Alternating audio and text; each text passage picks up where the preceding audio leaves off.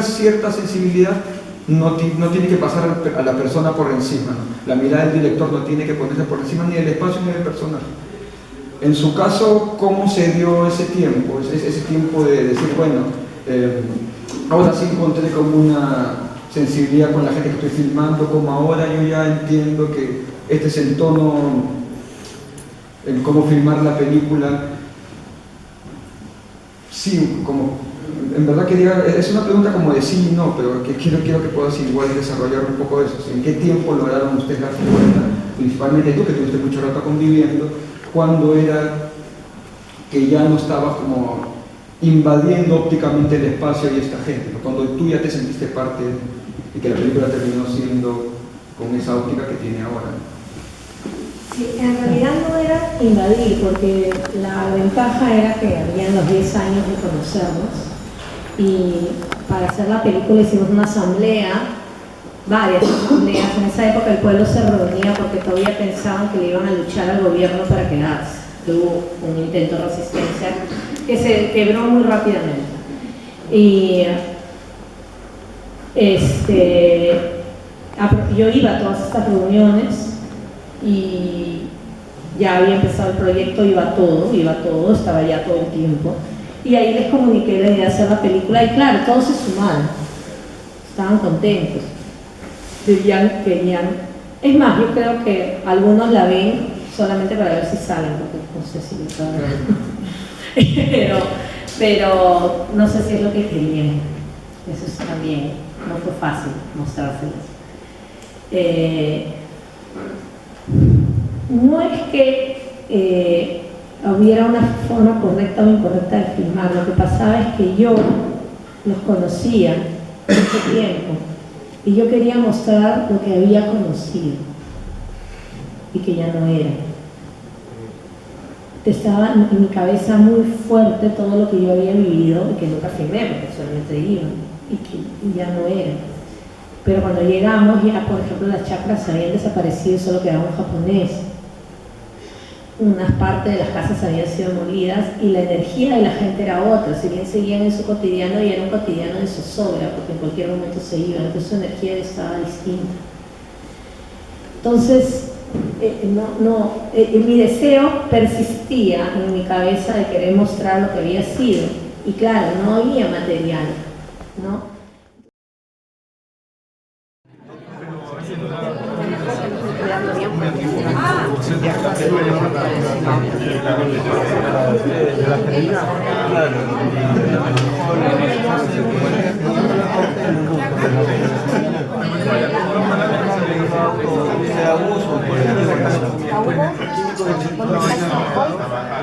Por ahí, a la vuelta sí $60 más. Pero al final la operación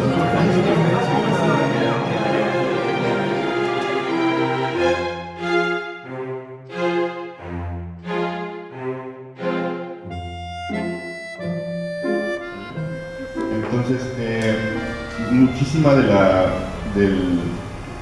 las piezas tanto de videoarte que mencionan y de cine experimental, muchísimas de las piezas no cuentan una historia, hay de todo, pero hay una búsqueda en cuestiones narrativas de distinta forma. Hay una ruptura con el cine que cuenta historias en el sentido de contar una historia, por ejemplo, de amor. La narrativa también es una cuestión de preguntarse por qué el cine nada más puede contar historias a la manera del teatro o a la manera de una estructura dramática, como lo decía Aristóteles, de un principio, un medio y un fin, que todo tiene un principio, un medio y un fin, no lo sé. Pero al agarrar esta estructura muy de teatro, el cine comenzó a solo a contar historias en una narrativa muy particular, y nosotros como espectadores nos hemos acostumbrado a que si no te cuentan una historia, no fuiste a ver una película. Entonces, mucho del cine experimental es, si pensáramos que una película narrativa es una novela, quizá el cine experimental aboga más hacia la poesía visual, podría ser más hacia un poema. O sea, el cine podrías construir narrativas más visuales, no necesariamente que tú quieras contar una historia, puedes simplemente apelar a emociones, puedes simplemente apelar a trabajar estructuras solo visuales, poéticas, pero que pueden tener temáticamente muchísimas cosas filosóficas, políticas, históricas, pero no necesariamente de una manera tradicional de contar una historia. Todo tiene una narrativa, simplemente hay que ver qué tipo de narrativa quieres trabajar.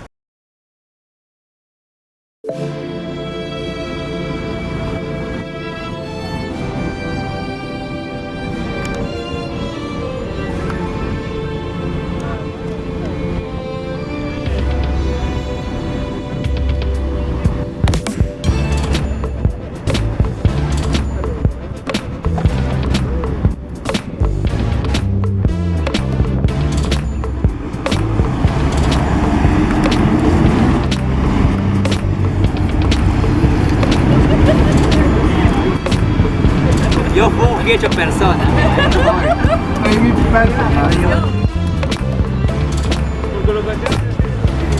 Eres demasiado experimental.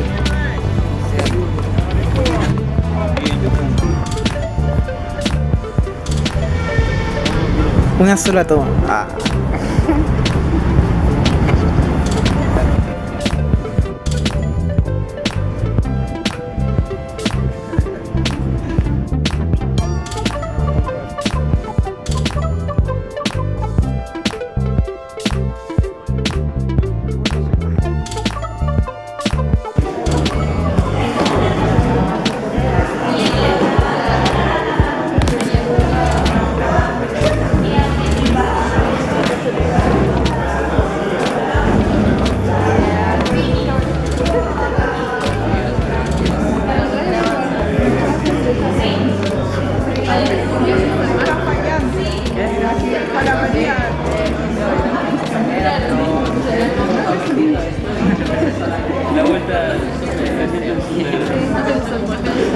No, pero lo que no me gustó es el lugar de cámara de 300 euros. Tanto cual que se las terminales es experimental, la vista que teníamos solo que está más lejos. Pero yo creo que Tú eres el más cercano. Porque ayuda mucho a visualizar cuáles son esos conceptos. Y cuando uno va avanzando en las investigaciones, esos conceptos, por ejemplo, uno a veces puede hacer un rizoma como de generalismos, como poner género, clase, amor, odio, como palabras generales, ¿no? Pero cuando uno va investigando más, esas palabras generales pueden pasar a ser palabras específicas e incluso diálogos o cosas de mis personajes que me hacen ir identificando cuáles son esos elementos que a mí me gustarían y que un profesor de guión convencional les diría, no, están mal, quieren hablar de muchas cosas, busca tu línea, ¿no? Como eso te diría un profesor convencional, pero acá es al revés. Como yo creo que es muy rico cuando una película es como trans tema, digámoslo, ¿no? Como se va deformando. Yo de hecho eso así explico el rizoma, como una estructura en sí misma, pero una estructura desbordada. Al lado de esta galería, es una cafetería blanca, afuera hay un letrero que dice Coca-Cola. Ese es el servicio higiénico que tenemos para los días de escuela. Durante la mañana vamos a tener que resolverlo con el hotel, pero ojalá vamos solo a ese lugar porque el hotel no es parte de los servicios sanitarios. Y eso, ojalá puedan ahora ir a darse una vueltita allá afuera a la placita porque tenemos que arreglar todo para el cine club ahora a las 8. ¿Ya?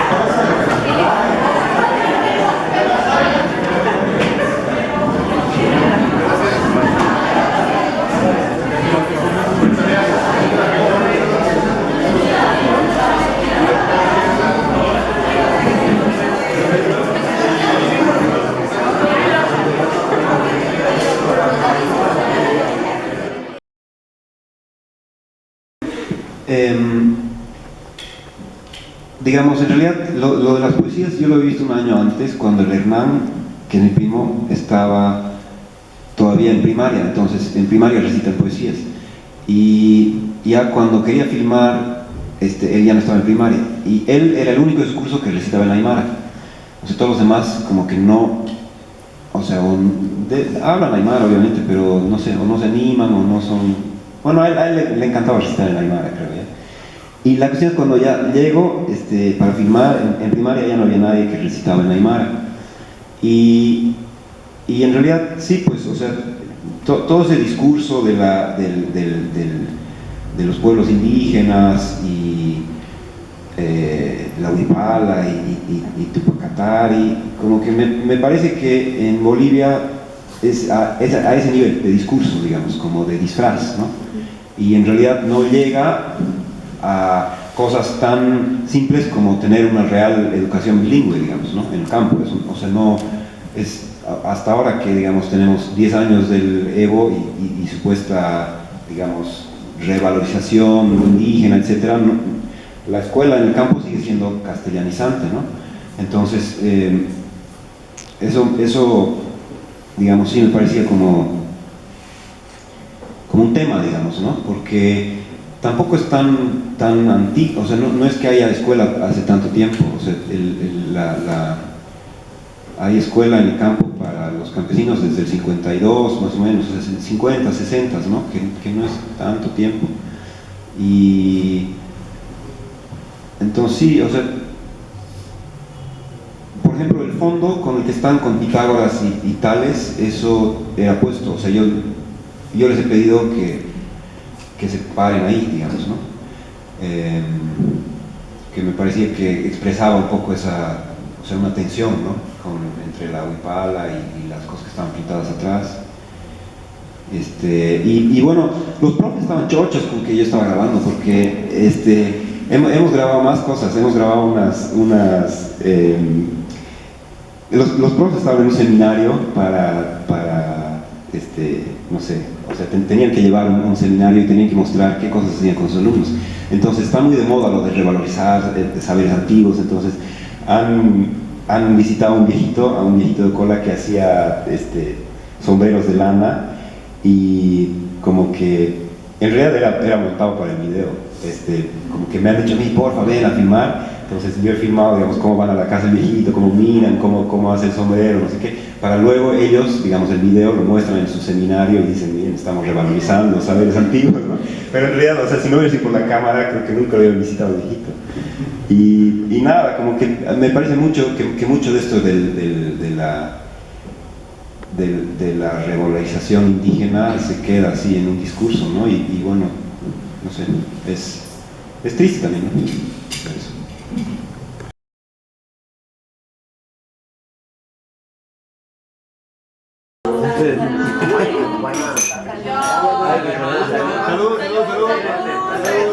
Salud. Es como el éxito más que quiero traer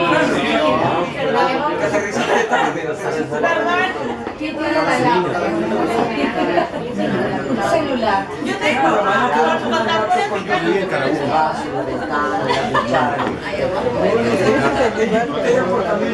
traigo el fabricante para ellos.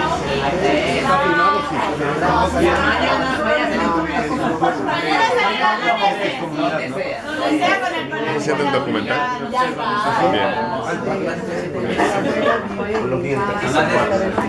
No, si tenemos. No, es así chiquito. Funciona. No sé, como que se recarga. No, lo puedes conectar con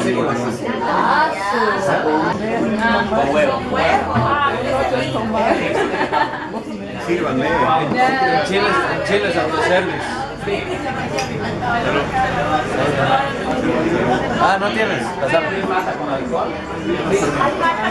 Tengo tanta sed, pero es lo peor que podría tomar para tratar de hacer.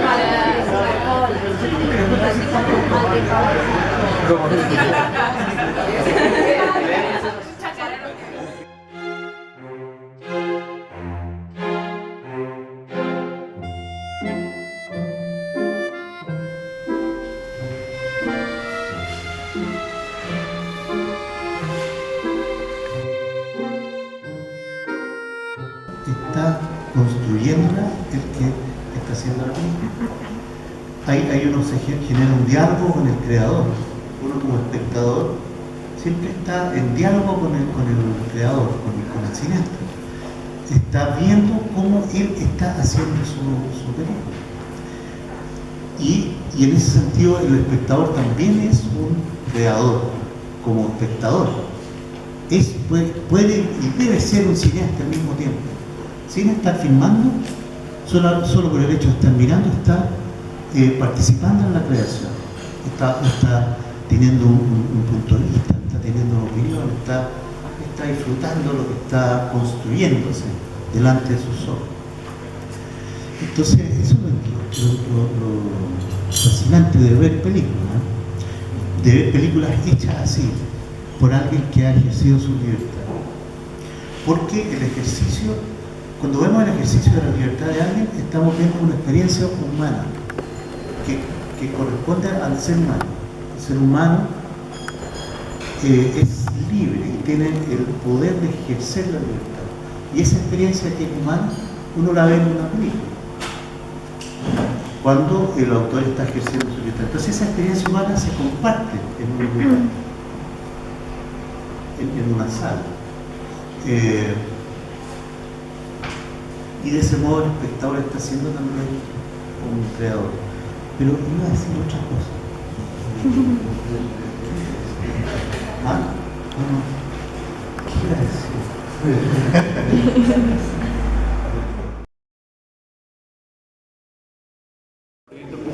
Que llega a los campos desérticos y de alguna otra manera ha venido arrasando con esos campos desérticos para beneficiar y ese producto que ellos sacan, que es la cachofa, que es la palta, que es el espárrago, nosotros no lo consumimos, no los viajes ni la gente del valle lo consume, eso lo exportan y en pequeños agricultores nunca se beneficia de ello. Simplemente existe una especie de migración de la sierra andina para explotar a los campesinos y de ahí les pusieron una pasión. Y este proyecto está avanzando y en su tercera etapa está dañando las faldas de los campos y también las canteras están dañando. Entonces hay geoglíficos, hay 250 y pico de especies de animales en extinción. Recientemente han encontrado 2 ácaros nuevos que son lugares que aún no están resueltos. En Santiago y ella era una profesora y bueno, nos hicimos una relación y entonces ella me pidió una vez que fuera a filmar el taller que acababa de hacer, la ceremonia final del taller que acababa de hacer. Era el segundo taller que ella hacía y yo fui a filmar eso y era una cosa impresionante porque era un lugar así como esta sala, que era también un lugar de la iglesia, porque la iglesia en ese tiempo prestaba sus lugares para las actividades sociales y políticas en la dictadura. Y era un lugar como este y estaban todos los muros llenos de trabajos de los niños, expuestos bueno, como se ve aquí en la película también, de un modo muy fino, muy elegante, muy bonito, ¿no? La exposición de todos los trabajos de los niños. Entonces, cuando yo filmé eso y vi cómo ella le entregaba a los niños le da un diploma por su participación en el taller, me pareció que era una excelente situación para filmar. Entonces, que comprometido a filmar el taller que iba a hacer a continuación, después, el siguiente. Entonces, porque era un privilegio estar ahí vinculado con una experiencia como esta. Esa así la conocía.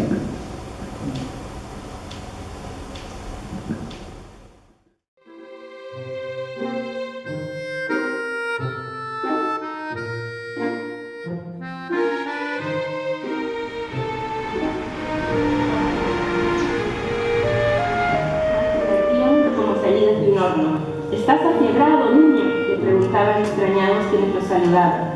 Nuño mismo, que había viajado a las tierras bajas del Estribo, creyó que era malaria.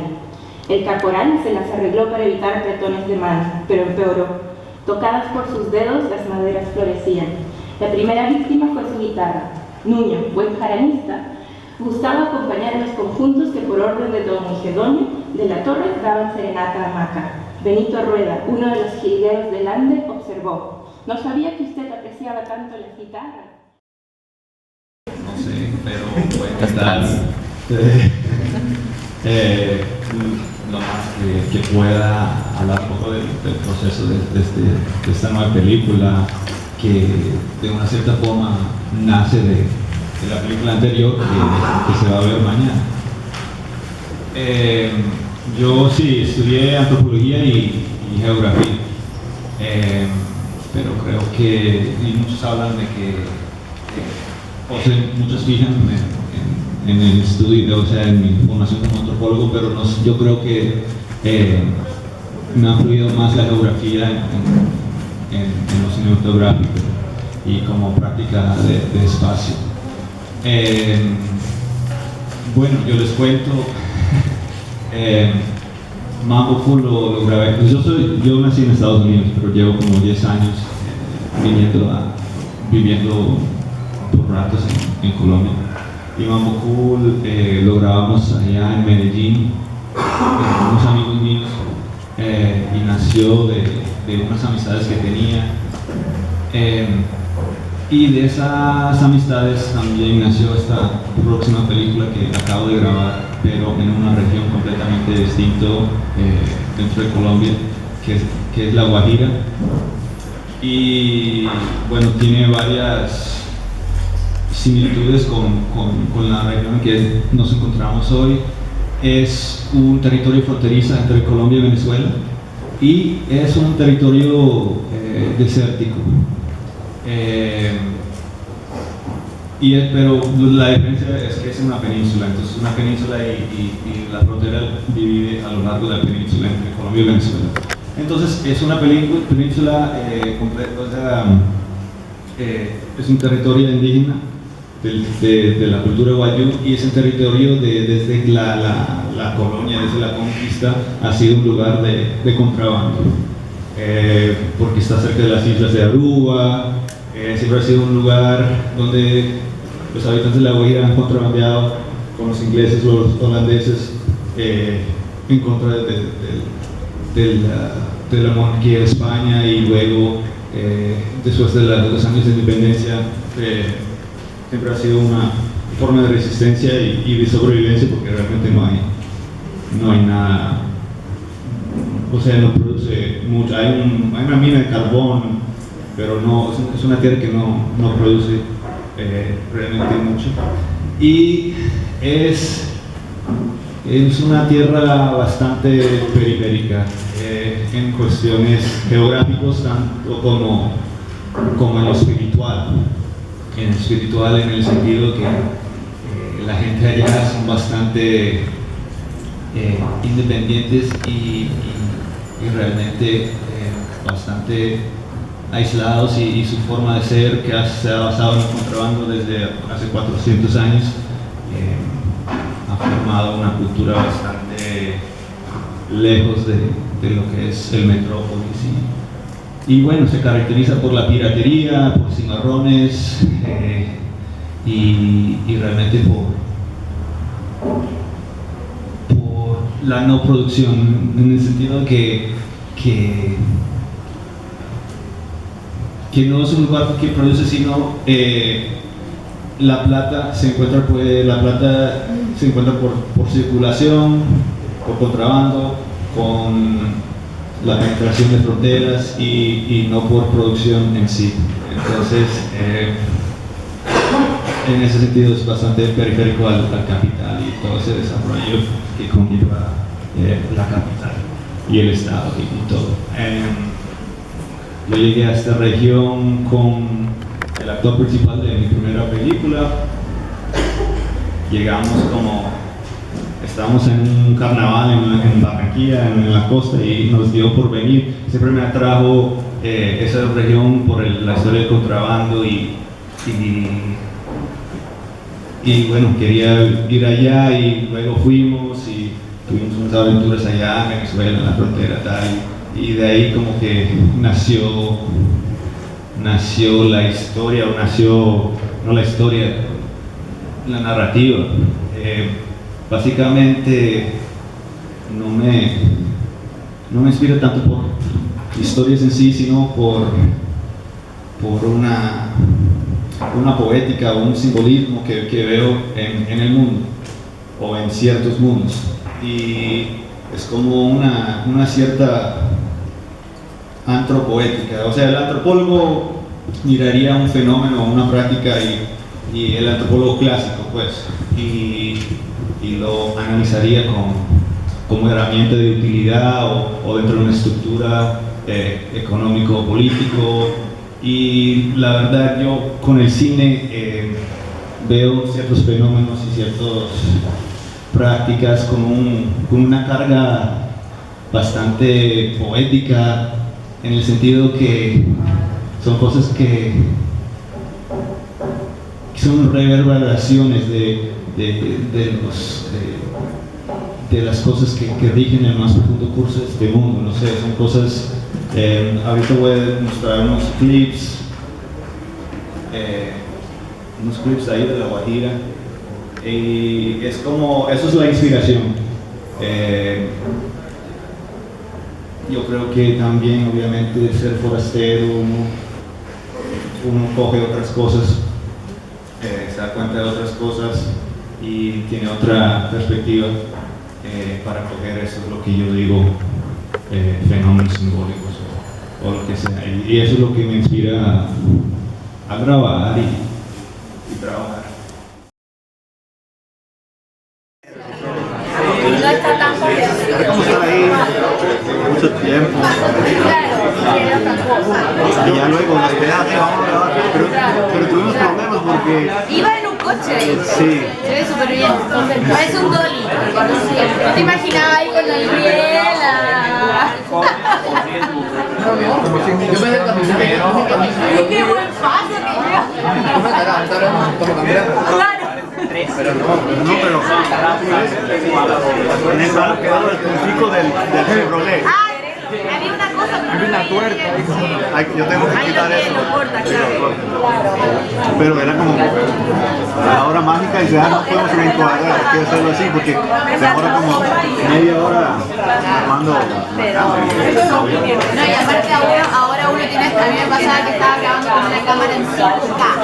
Entonces era como, bueno, no importa, encuadro esto y después total tengo una imagen gigante que puedo achicar a agrandar y estar En la imagen mía, ¿qué? 422 No. 4 ¿qué? 422.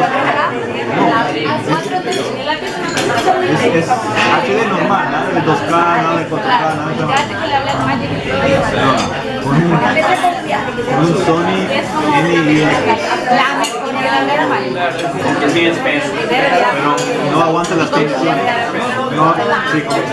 no aguanta las condiciones climáticas y las materias y cambiarlas, se calienta y luego hay mucho viento y es como que a mí me pasó con una que era una cámara que no me permitía improvisar mucho, una cámara que se demora en prender, que se calienta, que se apaga, nunca más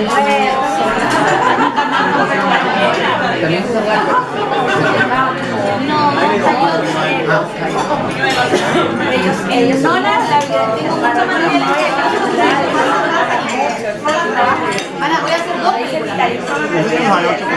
material. Voy a hacer 2 películas. Yo perdí mi rayo que se rompió. La con la que yo me grababa cuando era niña. No, la mía murió. Vendí mi Rolex. ¿Vendiste la Rolex? Sí, voy a vender mi Super 8 que es muy bueno. Me está corta ya, yo te la pongo. No, mira, yo te la Yo te doy $30.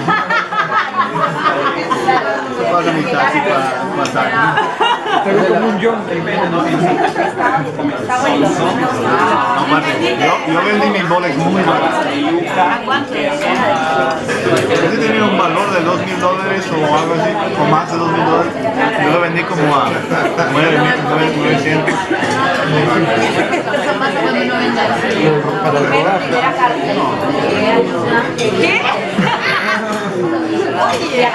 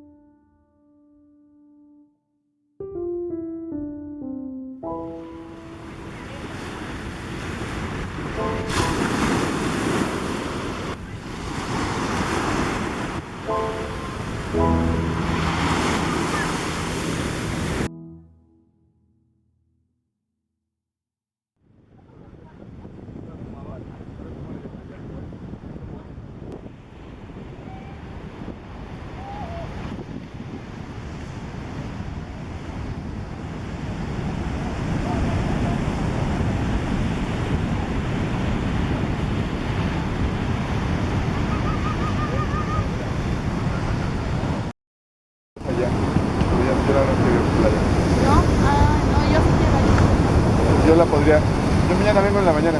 Mañana vengo a las 6. Sí, ahí lo dividimos porque tenemos que revelar.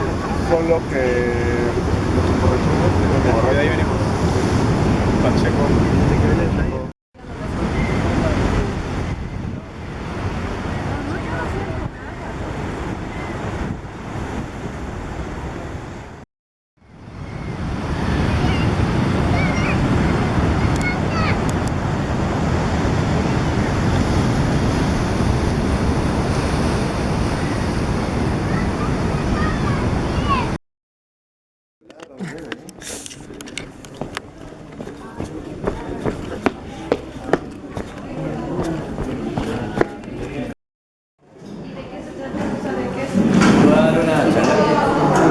No, te invitaron como a compartir, ¿no? Va a ser tallerista. Mañana presento un libro y a partir de esto vamos a hablar sobre el cine indígena y original. Va a mostrar. Es lo que hago yo, documentales más culturas indígenas y original. ¿Va a hacer proyección también? O sea, ¿no está material? Tengo material.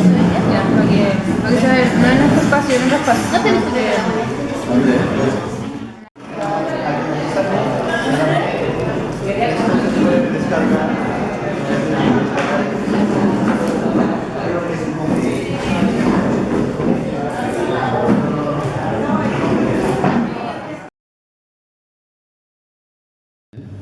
Y bueno, ya,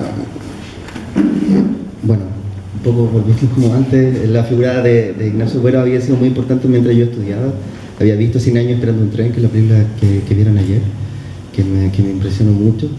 Después vi todas sus películas y me marcaron mucho también como mientras era estudiante. Y después tuve la oportunidad de conocerlo en el año 2004. Y bueno, trabajé con él como actor en las películas de ficción que yo hice, que hizo unos papeles chiquititos, pero que estuvo ahí. Y después, en el año 2013, hice este documental que les contaba al comienzo, que se llama ¿Qué historia es esta y cuál es su final?, que es donde Ignacio habla sobre su cine junto a Sophie Franza, que es la montajista, ha trabajado en sus últimas películas, casi todas sus últimas películas. Y ahí en esa película, que era una conversación entre ellos dos, como sobre los procesos de creación y sobre un poco de dónde se originaban cada una de sus obras, me llamó mucho la atención todo lo que decía con respecto como a la génesis de sus películas y de cómo también se acercaba como a su historia, a sus personajes, y me dieron muchas ganas como de verlo en acción, por decirlo así, y como realizando como una investigación. Entonces le propuse hacer esta película en donde él era el protagonista y que había un dispositivo de ficción que era esta historia que él quería filmar y que estaba buscando en este lugar, que todo eso no existe en realidad. Ignacio no estaba haciendo una película, la historia que él busca tampoco existe, pero me servía a mí como para una especie como de dispositivo de ficción para que toda la parte documental apareciera en el documental y que todo como el acercamiento que él tenía como hacia las personas y las entrevistas y no sé, las conversaciones que tenía con ellos surgieran como en el mismo momento, que era lo que más me interesaba también. Y esa fue como la principal razón. También estaba la razón de querer trabajar en esta isla en particular, que me interesaba mucho como la dinámica que se producían en las islas de Chiloé. Yo fui un año antes a investigar a esta misma isla y yo llegué a esta isla Meulín por casualidad, por un trabajo de una fotógrafa belga que realizó en distintos lugares de Chiloé y especialmente en esta isla.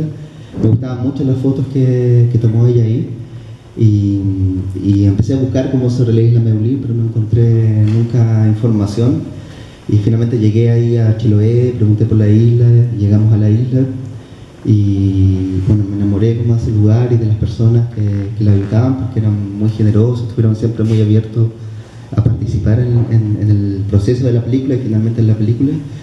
Y me llama mucho la atención también como la dinámica del lugar, que es como un mundo propio también, como vivir en estas islas. Y me pasó algo parecido a lo que pasa en la película, porque yo les preguntaba a cada rato por esta fotógrafa belga que había ido a esta isla precisamente a tomar esas fotos y no tenía ni idea quién era, nadie sabía, nadie la conocía, no podía encontrar a ninguna persona que realmente la haya conocido o que le haya sacado alguna foto de ella. Y eso también como que me gatilló como después para crear como esa historia.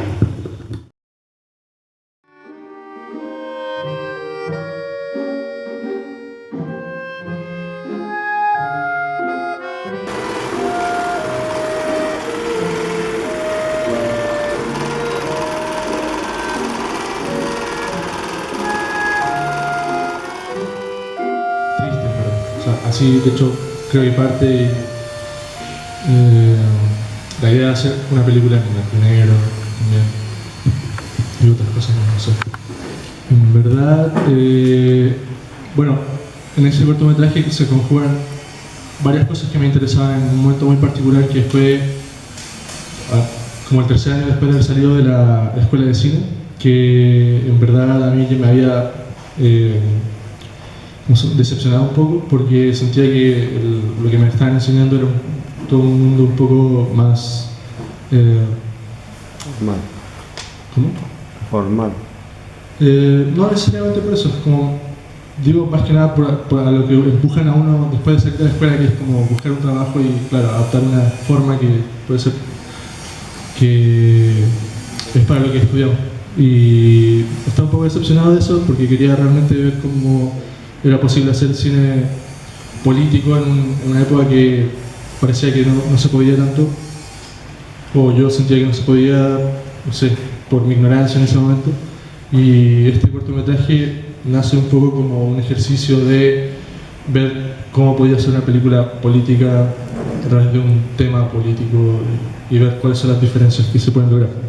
Nace básicamente casi como un ejercicio de realización, de hacer una película y pensar en un tema y abordarlo desde un punto distinto que no es el reportaje o cosas que en ese momento yo estaba pensando y que también me gusta mucho. Por ejemplo, la animación me gusta un montón y tenía ciertas ideas que se conjugan también como inquietudes de por qué la animación, no sé, no era utilizada en películas que no fuesen infantiles o de alguna forma, no sé, más surrealistas o abstractas o ilustrativas, como que quería ver qué pasaba si se acercaba a este discurso un poco más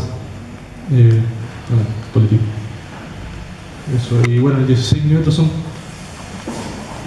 creo que, como decía, se conjugaron muchas cosas al mismo tiempo que en realidad no sé si tienen o tuvieron mucho sentido en ese momento, quizás en el montaje después sí, o lo intenté, pero también me llamaba la atención, por ejemplo, el formato, que bueno, ahora lo que estamos haciendo con el laboratorio de Super 8 tiene un poco que ver con eso, que eran ideas que tenía sobre también los medios que uno utiliza o el formato, esas decisiones casi técnicas que uno puede o no tomar al momento de empezar a filmar una película, también eran parte de esto que quería probar si es que era real.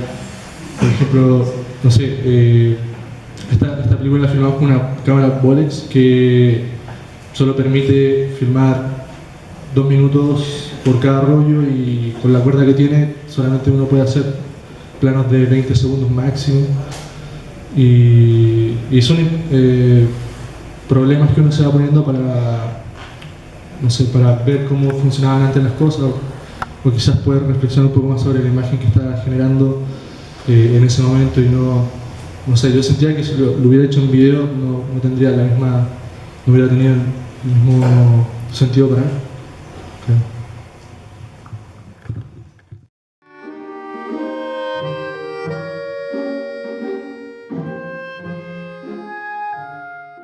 Heredado la carga del cuidado permanente de los otros y de lo doméstico. Claro, eso se decora de muchas maneras, pero bueno, ahora no voy a entrar en toda esta teoría feminista, pero va un poco por ahí. Hay que sentirlo realmente para entender esta desesperación. Me pasó justo tiempo antes de recibir el libro, tuve esa sensación cuando estaba lavando los platos esa sensación de agobio permanente de lo más pequeño, de lo invisible. Y eso me lleva a la pregunta también, ¿en qué espacio necesitamos luchar? ¿En dónde está la resistencia? Está dentro de las casas.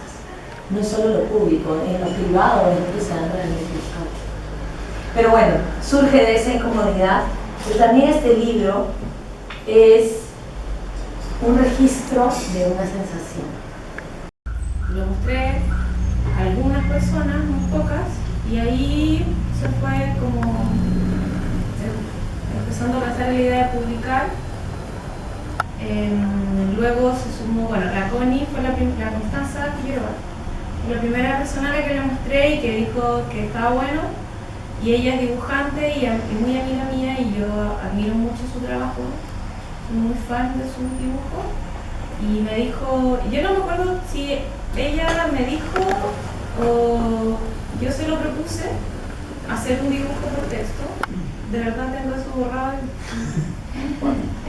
Pero la cosa es que quedamos en eso, en que íbamos a hacer un dibujo por texto y mientras ella iba pensando, porque Connie dibuja de una vez, pero se demora 3 meses en empezar. No, pero ¿a dónde? ¿A dónde? ¿Cómo de dónde lo vamos a hacer? ¿En el cosita? Ya.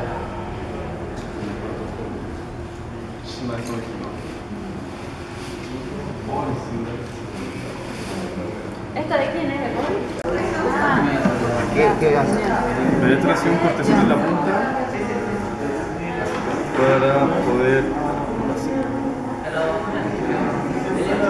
para que agarre mejor. Le hace un cortecito en la punta.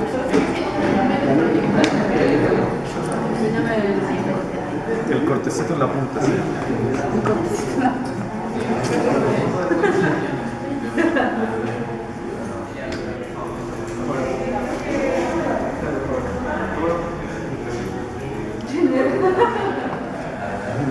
¿La has agarrado, Dani? ¿Has agarrado? No. Vení, agárrala. Nice, Eso se llama censurar. Pero censurar con estilo.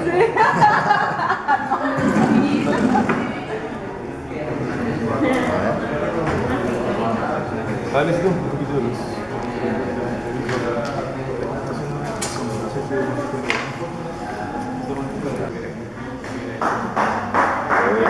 Y a la boca. ¿Siete?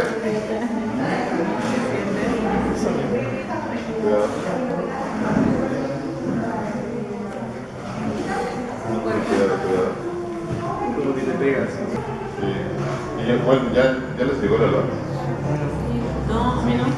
No pasa nada, todo bien. Pero no pasa nada, no pasa nada. Acertado a mí. Cuidado. Ya. 8, ¿no? Sí. Ya.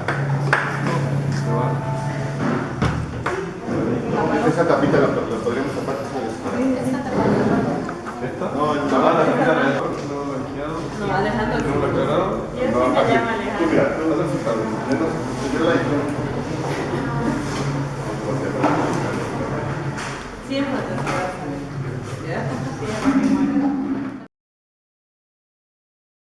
repartimos una hoja mimeografiada que fue una especie de manifiesto que escribimos los dos realizadores de la película, Carlos Mayolo y yo, y el texto se llama ¿Qué es la pornomiseria? El cine independiente colombiano tuvo dos orígenes, uno que trataba de interpretar o analizar la realidad y otro que descubría dentro de esa realidad elementos antropológicos y culturales para transformarla. A principios de los años 70, con la ley de apoyo al cine, apareció cierto tipo de documental que copiaba superficialmente los logros y los métodos de este cine independiente hasta deformarlos.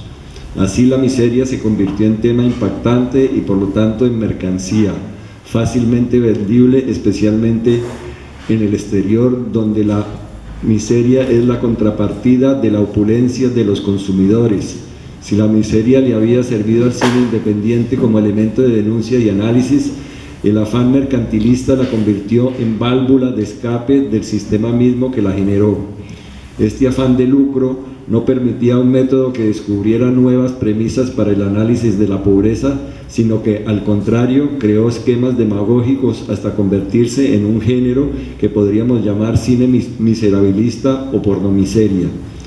Estas deformaciones estaban conduciendo al cine colombiano por una vía peligrosa, pues la miseria se estaba presentando como un espectáculo más, donde el espectador podía lavar su mala conciencia, conmoverse y tranquilizarse. Agarrando Pueblo la hicimos como una especie de antídoto o baño mayakovskiano para abrirle los ojos a la gente sobre la explotación que hay detrás del cine miserabilista, que convierte al ser humano en objeto, en instrumento de un discurso ajeno a su propia condición. Bueno, realmente cuando nosotros publicamos esto, pues ni siquiera lo llamamos un manifiesto, lo entregamos como una contextualización de la película. Incluso yo había perdido este documento y lo vine a encontrar muchos años después y me di cuenta que sí, que se podía llamar un manifiesto y que muchas de las cosas consignadas ahí pues seguían siendo vigentes, ¿no? Y sobre todo aquí está la constancia de que nosotros fuimos los que inventamos el término de la pornomiseria. El origen de esa palabra viene de un poco de un término que se usó en el cine brasileño, que era la pornochanchada, que eran estas comedias que se hacían en el cine comercial brasileño, y entonces nosotros decidimos transformar, inventar una palabra que fuera la pornomiseria, porque pensábamos que así como en el cine porno el sexo se vuelve una mercancía, en la pornomiseria la miseria se vuelve una mercancía, ¿no?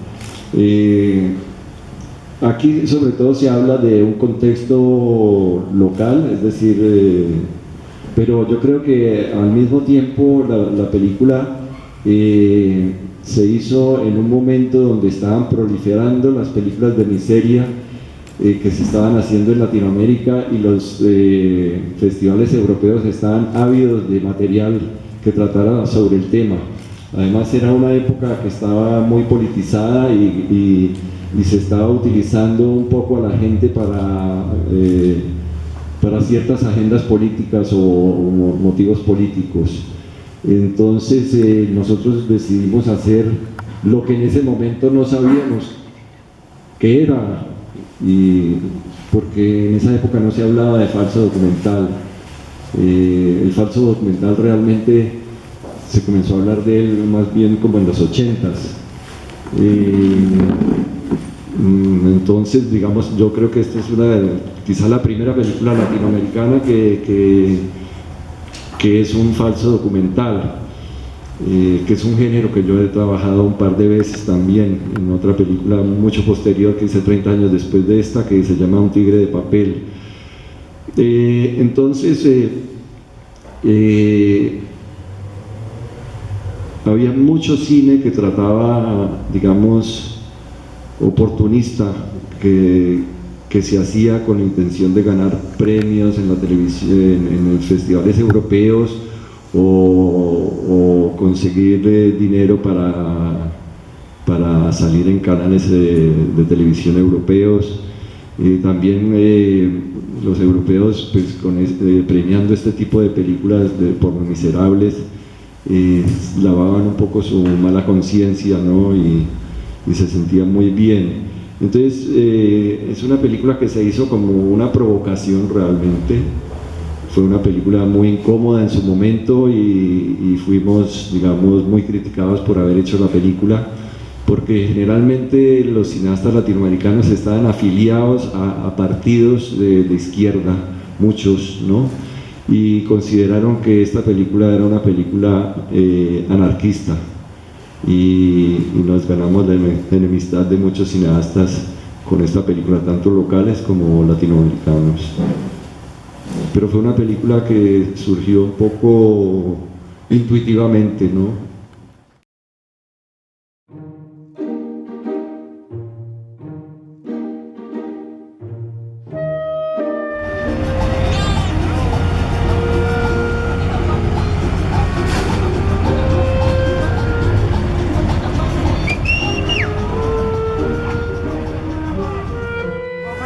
No, si te preocupes allá.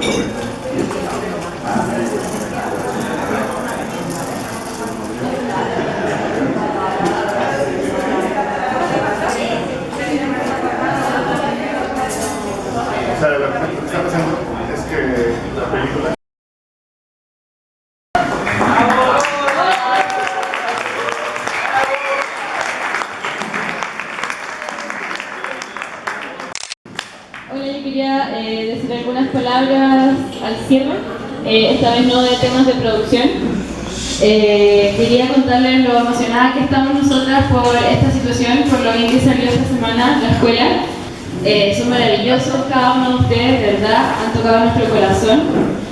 Estoy muy emocionada ahora.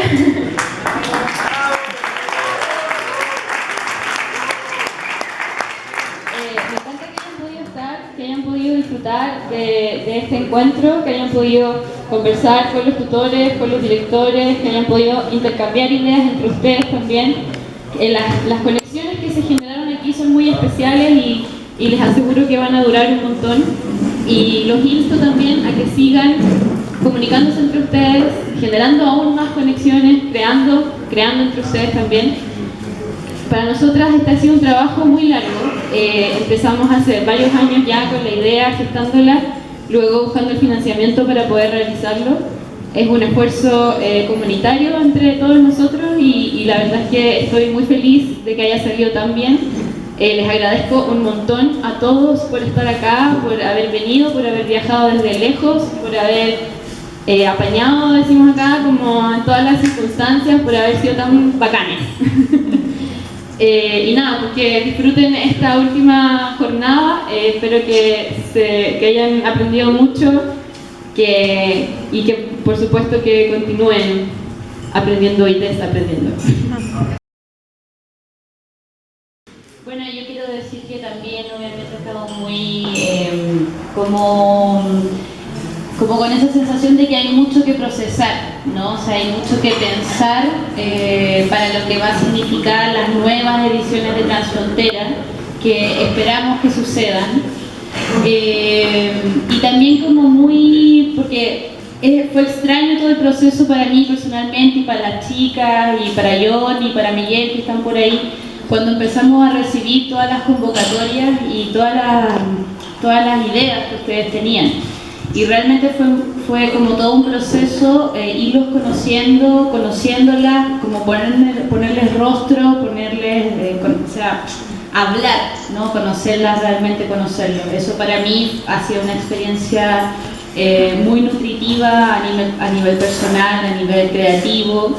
Y creo que eso también es muy valioso. A veces nos hacen pensar que lo valioso tiene que ver con la productividad,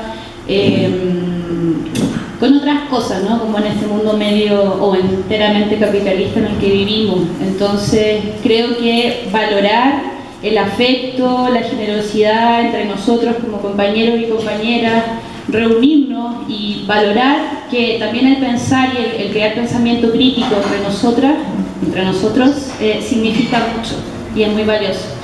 Entonces nada, yo voy a dejar ahora a Morris Trujillo, que vamos a partir con él.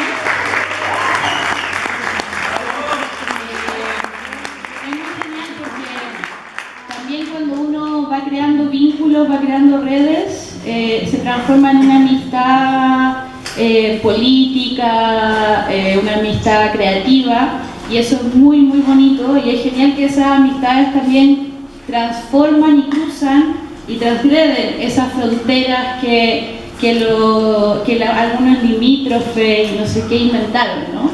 Entonces ese ejercicio de amistad es un acto muy político también.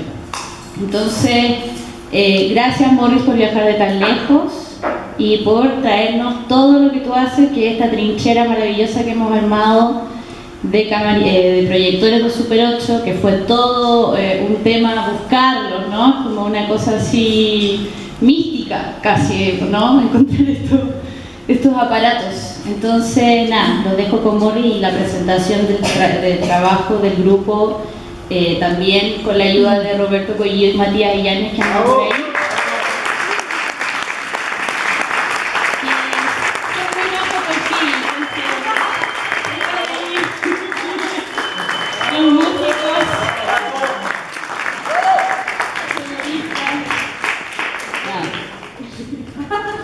Gracias. Complicidad, diría yo, también. Y bueno, no se vayan, nada.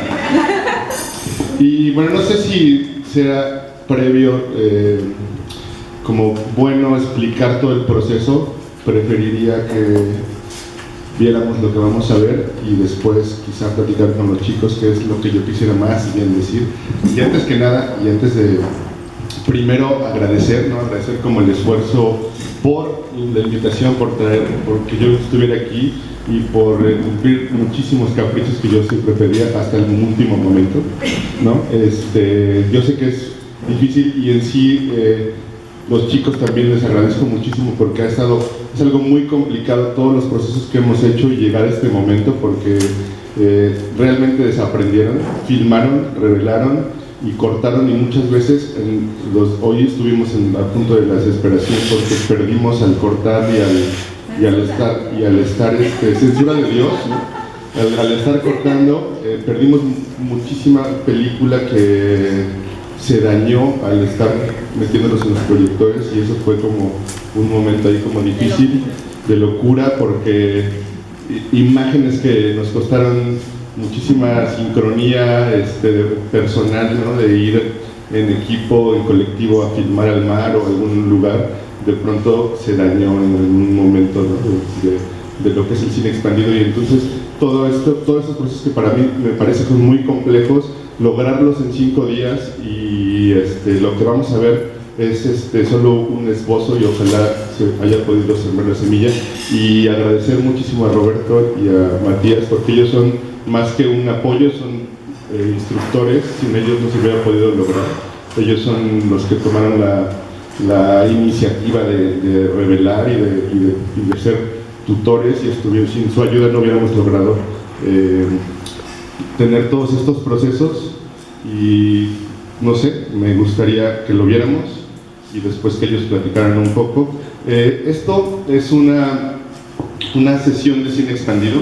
El sentido del cine expandido es como de salirse de la pantalla. Vamos a utilizar la pantalla en esta ocasión, pero ahora verán. La idea un poco es no nada más que estén sentados, tanto Roberto como Matías estarán musicalizando en vivo. Tenemos un invitado de honor que ahora verán y lo presentaremos también al final, el señor Harijara. Muchas gracias, va a estar apoyándonos. Acto performático de hacer una película o un fragmento de una película en vivo y sobre todo que si ustedes tienen la necesidad de pararse porque ellos van a estar dándoles la espalda, por un lado, si también tenemos digamos un problema de logística porque si ustedes se paran no van a dejar a ver los músicos la pantalla, pero a la vez si están ahí sentados van a verle más las espaldas a los cineastas que van a estar aquí, entonces como que busquen, si se quieren quedar sentados está muy bien, pero también lo importante es cómo ellos trabajan la película en tiempo real. Sin más por decir, chicos, ¿se pueden poner en posiciones, por favor? Y se escribió un poema para viajar a los congresos en todo y para ponerle y para poder comer con la mano y para morirse de hambre, también para no morirse de hambre y para quedar como un perfecto conjunto en todas partes y para avanzar los hijos sin que los se vayan.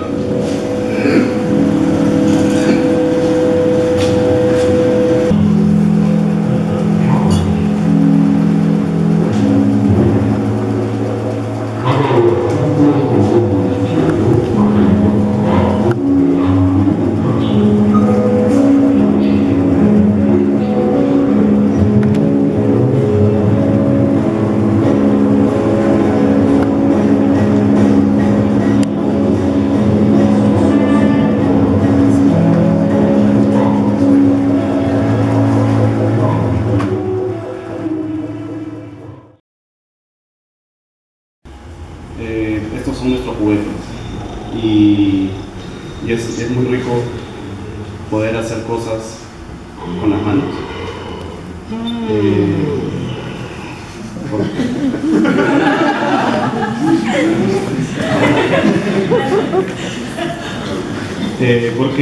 Porque pues ya no se hace, ¿no? Ya no se hace de esta manera y también ahí está y No, bueno, es por el porno, ¿verdad? Y bueno, es también como un acto como de crítica, ¿no? Un acto político también, cuestionar la imagen digital a través del film. Bueno, es un proceso bastante rico, como les decía, porque pues hemos hecho todo el proceso, ¿no? Hemos filmado, hemos revelado, hemos editado y finalmente hemos hecho esta performance. Entonces ha sido bastante satisfactorio, creo, para todos, bastante enriquecedor y estresante, sí, sobre todo las últimas 2 horas. Pero estamos muy contentos, creo que hablo por todos cuando digo eso. Y bueno, espero que les haya gustado también a ustedes, tanto como a nosotros hacerlo. Bueno, voy a ser breve. Como bien dice mi compañero, fue una jornada bastante complicada, extensa, muy linda, donde aprendimos, creo, todos. Sobre todo desaprender, me parece que esa es la palabra clave, porque uno viene con una concepción del cine, de contar una historia. De hecho, estuvimos un día entero debatiendo un guión o una historia que podríamos contar, porque no conocía, por lo menos desde mi punto de vista, no conocía lo que era el cine expandido, y hoy, después de toda esta experiencia, me doy cuenta realmente que se pueden contar con muchos más elementos para poder, no sé, dar una sensación o contar algo más allá de una historia.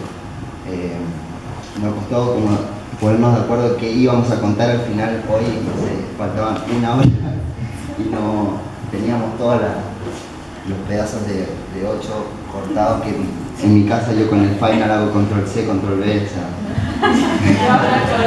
volver a reencontrarse, creo que con esa experiencia de cómo fue el cine, cómo se formó, fue muy lindo para todos, y agradezco tanto acá a Morris como a Roberto y a Mati por brindarnos esta experiencia y como este primer contacto con lo analógico me pareció bueno. Muchas gracias por eso. Hola, hola. Por favor, un agradecimiento al Señor que nos ayudó descuadrando el poema, el mérito de todos y cada uno de ustedes.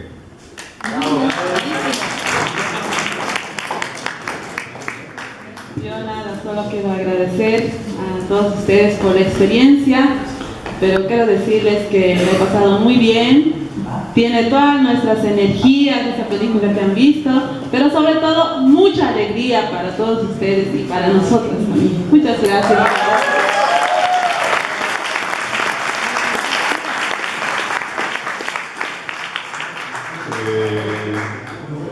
Quisiera saber si tienen preguntas, si quieren decir algo a los compañeros, alguna cosa que... Algo chiquito. Bueno, primero gracias a los chicos del grupo, y solo quería reflexionar sobre lo efímero de este acto, ¿no? Es una cosa que nunca más se va a repetir, es un juego, como dijeron los chicos, y a veces es muy positivo repensar el cine desde los lugares más alejados de uno, que probablemente es la infancia, esa capacidad de asombrarnos por cualquier cosa que ocurra en cualquier instante. Y es lindo esto porque es espontáneo, es alegre, como decía yo, es muy efímero y está lleno de honestidad y coraje, así que gracias a todos.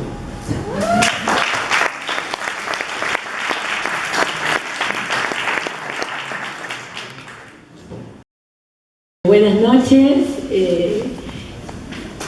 muchas gracias por esta semana maravillosa, por este encuentro de cine en toda su gran dimensión, su compleja, diversa, fascinante, expansiva dimensión. Estoy muy contenta. Este ha sido un festival, le comentaba a Camila más temprano, que desde el día que llegué y llegué a la Plaza Grecia de noche y vi las banderitas, ya sabía que se trataba de otra cosa, porque cortar esas banderitas, poner las banderitas, revitalizar un espacio con tanta historia como esta casa, limpiar el galpón, traer comida hecha con tanto cariño, disponernos todos a este encuentro, eso solo se hace cuando hay amor. Entonces quería agradecer la ternura, el amor, el cariño que nos ha contenido a todos aquí y sobre todo lo instigados que estamos. Al igual que Miguel, para mí ha sido un privilegio presentar A Punto de Despegar y algunas otras cositas más que estoy trabajando, porque ha sido un público maravilloso. Para mí la película solamente tiene sentido cuando la ven y podemos conversar sobre ella.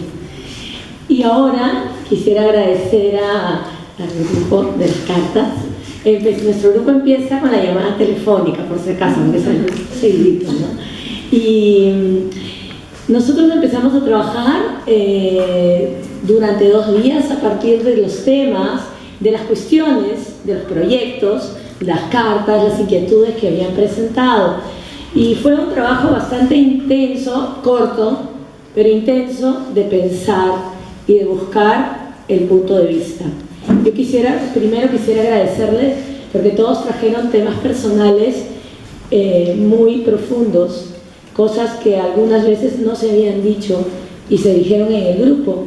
Y quisiera agradecerles por el cuidado, la generosidad, el cariño que han tenido entre todos ustedes. Ha sido un espacio muy rico, de mucho aprendizaje. Y vimos que estábamos entrando como una especie de hoyo profundo, ¿no? Y justo Dani se me acercó y me dijo, ¿dónde están las imágenes? Y ahí fue que recordé este momento que estoy viviendo yo también de mandarnos cartas visuales. Y les propuse, vamos a buscar nuestra mirada, vamos a jugar, vamos a mandarnos cartas. Entonces a partir de la llamada, que es la carta de Sara, hasta, ¿cuál fue la última? La tuya, la de... esa fue, ahí se olvidaron, esa era una carta colectiva de todos nosotros, todo Chile es Chile. Esa era una carta de todos nosotros, en realidad, para todos nosotros.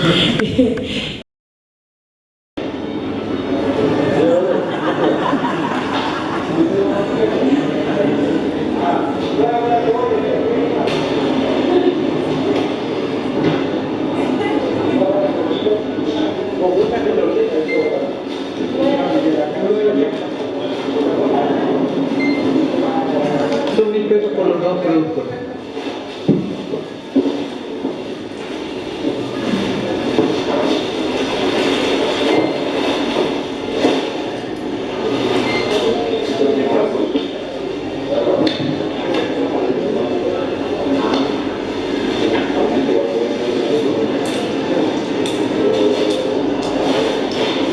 Señor, creo que le faltan. Son 1.000 pesos por ambos productos. Hoy me llevaré solamente la leche, porque tengo 600 pesos. Mañana, cuando tenga 400 pesos, llevaré los otros productos.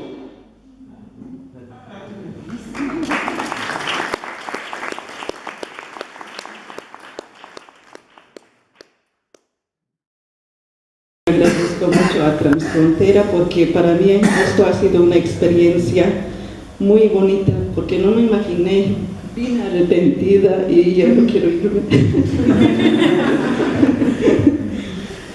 Y me he acostumbrado de levantarme cada mañana y salir a las clases, ¿no? Y ha sido como un parte de mi vida y la voy a extrañar mucho. Espero que no sea la última oportunidad, última vez, sino que me den la oportunidad del año para estar acá. Y agradezco a todos los que me han seleccionado para estar. Sin eso no hubiera llegado, y especialmente agradezco a Miguel Pilar, y gracias a él estoy aquí. Y también agradezco a todos los compañeros que hemos compartido, y yo no me imaginé el lago que fuera así, ni la ciudad. Es la primera vez que salgo de la provincia y es una bonita experiencia. Gracias. Les deseo que sigan adelante y y me encantó ver que hay entusiasmo, y eso es lo más importante para hacer cine.